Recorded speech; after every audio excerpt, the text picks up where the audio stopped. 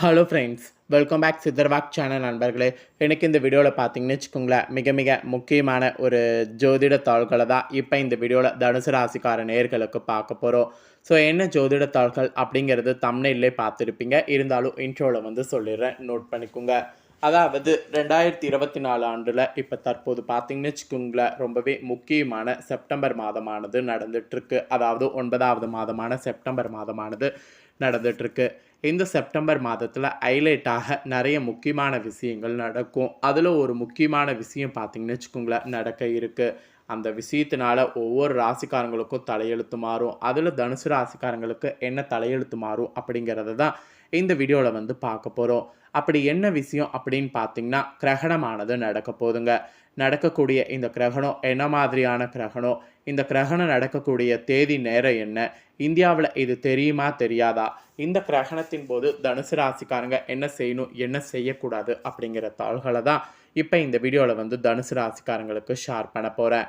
தனுசு ராசிக்காரங்க எந்த நட்சத்திரத்தில் பிறந்திருந்தாலும் வீடியோ ஸ்கிப் பண்ணாமல் பாருங்கள். உங்கள் ராசிக்கு என்ன மாதிரியாக கிரகணம் நடக்கக்கூடியது அப்படிங்கிறத தெரிஞ்சுக்குங்க.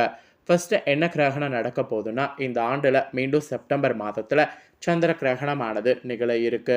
இந்த சந்திர கிரகணம் செப்டம்பர் மாதம் 18ஆம் தேதி அன்னைக்கு நிகழ இருக்கு. மேலும் இந்த சந்திர கிரகணம் ஒரு வலுவான கிரகணமாக நிகழ இருக்கு.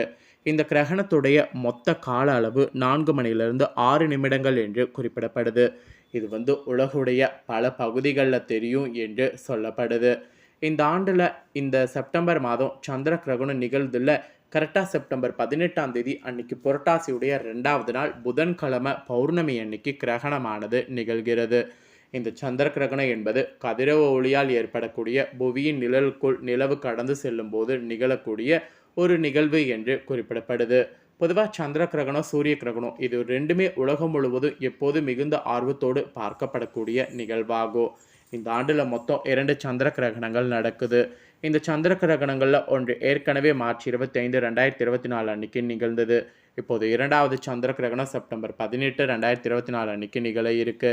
இது ஒரு பகுதி சந்திர கிரகணமாக இருக்கும். இது உலகின் பல பகுதிகளில் தெரியும் என்று குறிப்பிடப்படுது. இந்த சந்திர கிரகணம் எப்போது நிகழ்கிறது அப்படிங்கிற டைமை சொல்கிறேன், அதை நோட் பண்ணிக்கோங்க. இந்த ஆண்டுடைய 2வது சந்திர கிரகணம் செப்டம்பர் 18ஆம் தேதி இந்திய நேரப்படி காலை 6:11 மணிக்கு நிகழ்கிறது. இந்த சந்திர கிரகணம் காலை 10:17 மணிக்கு முடிவடைகிறது.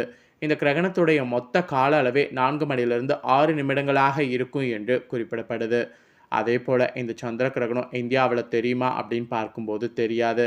இந்த ஆண்டுடைய 2வது சந்திர கிரகணம் வட அமெரிக்கா, தென் அமெரிக்கா, ஐரோப்பா மற்றும் ஆப்பிரிக்கா உலகின் 20 பகுதிகளில் சிறப்பாக பார்க்கப்படும். அதாவது இரவு பகுதிகளில் சிறப்பாக பார்க்கப்படும். இந்தியாவின் பெரும்பாலான பகுதிகளில் கிரகணம் தெரியாது.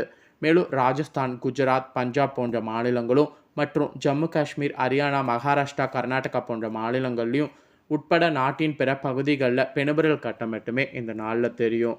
ஆக மொத்தம் கிரகணம் நடக்கக்கூடிய தேதி நேரத்தை பார்த்துட்டோம். இப்போ சந்திர கிரகணத்தின் போது தனுசு ராசிக்காரங்க செய்யக்கூடாத விஷயங்கள்னு இருக்குது. அது என்னங்கிறத சொல்கிறேன், நோட் பண்ணிக்கோங்க. கிரகணத்தின் போது எதிர்மறை ஆற்றல் அதிகரிக்கும். எனவே இந்த நேரத்தில் பவனி நினைத்தது வழிபாடு செய்ய வேண்டும். அப்புறம் கிரகணத்தின் போது பயணம் செய்வதை தவிர்க்க வேண்டும். மீறி பயணம் செய்திங்கன்னா ஆபத்து. கிரகணத்தின் போது உணவு சமைக்கவோ காய்கறியை நறுக்கிறதோ உரிக்கிறதோ இதெல்லாம் செய்யக்கூடாது. உணவு கூட உண்ணக்கூடாது. குறிப்பாக கர்ப்பிணி பெண்கள் எச்சரிக்கையாக கிரகணத்தில் இருக்க வேண்டும். இந்த நேரத்தில் கத்தி, கத்திரிக்கோள் அல்லது கூர்மையான பொருட்களை பயன்படுத்தக்கூடாது. அது ரொம்ப ஆபத்தை ஏற்படுத்தும். அப்புறம் கிரகணத்தின் போது ஊசியால் நூல் கோக்கிறது, தையல் வேலை பார்க்கறது இதையும் செய்யக்கூடாது.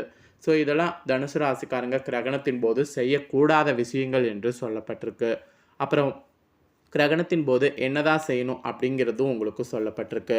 உங்கள் ராசிக்காரங்க கிரகணத்தின் போது உணவு மற்றும் தண்ணீரில் தர்பை அல்லது துளசி இலைகளை போட வேண்டும்.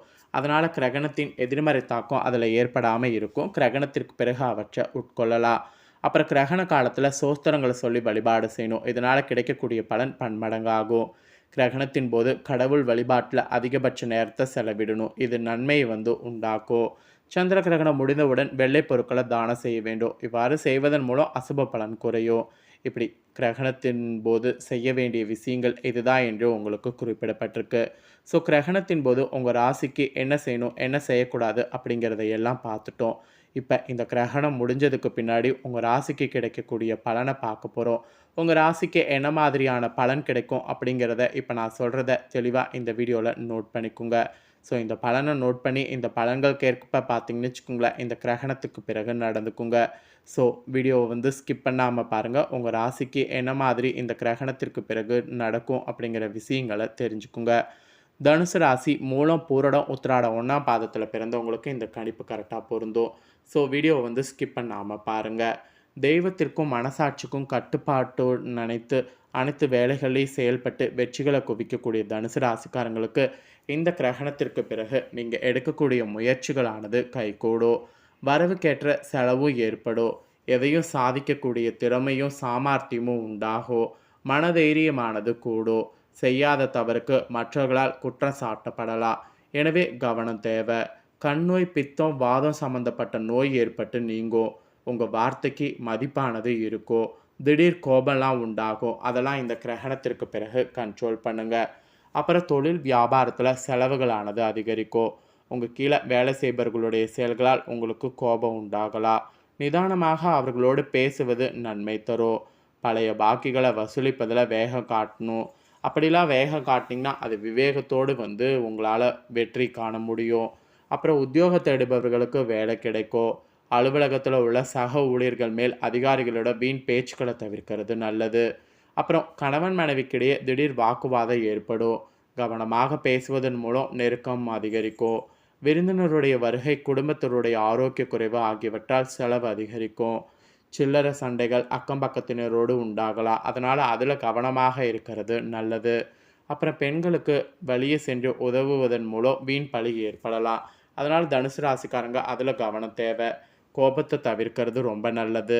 அப்புறம் அரசியல் துறையில் இருக்கிறவங்களுக்கு நல்ல பெயர் வாங்குவீங்க. மூலதனத்திற்கு தேவையான பணம் குவியும். எதிரிகள் வகையில் சற்று கவனத்தோடு செயல்படணும். அதனை சரியாக பயன்படுத்தி கொள்ளணும் என்று குறிப்பிடப்பட்டிருக்கு.